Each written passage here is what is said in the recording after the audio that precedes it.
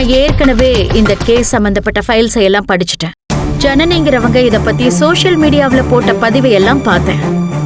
அதே மாதிரி எதிர்த்தரப்பு கொடுத்த கம்ப்ளைண்ட்டையும் பார்த்தேன். இப்ப திரும்பவும் இந்த கேஸோட முழு விவரத்தையும் படிச்சு தெரிஞ்சுக்கிட்டேன். இப்ப இதை தவிர உங்க தரப்புல இருக்கிற நியாயமான வாதங்களை நீங்க எடுத்து வைக்கலாம். பிபி, நீங்க சொல்லுங்க.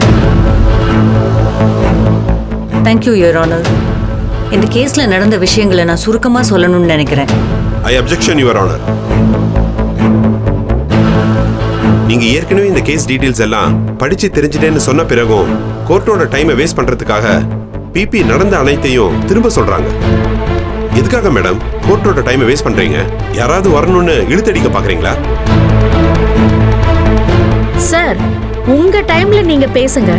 இப்போ அவங்க சைடுல இருக்கிற உண்மைகளை சொல்ல விடுங்க. Objection denied. உட்காருங்க. நீங்க சொல்லுங்கம்மா. Thank you your honour. பார்கவியும் அவங்க அப்பாவும் இந்த ஃபேமிலியோட எந்த விதத்திலையும் சம்பந்தப்பட்ட ஆளுங்க கிடையாது.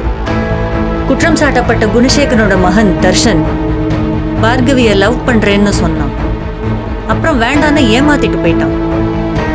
இந்த பொண்ணும் விலகி போயிட்டாங்க. ஆனா குணசேகரன், அவரோட குடும்பம் மற்றும் அறிவுக்கரசிங்கிற லேடியும் அவங்கள விடாம துரத்தி பல சித்திரவதைகளை செஞ்சிருக்காங்க.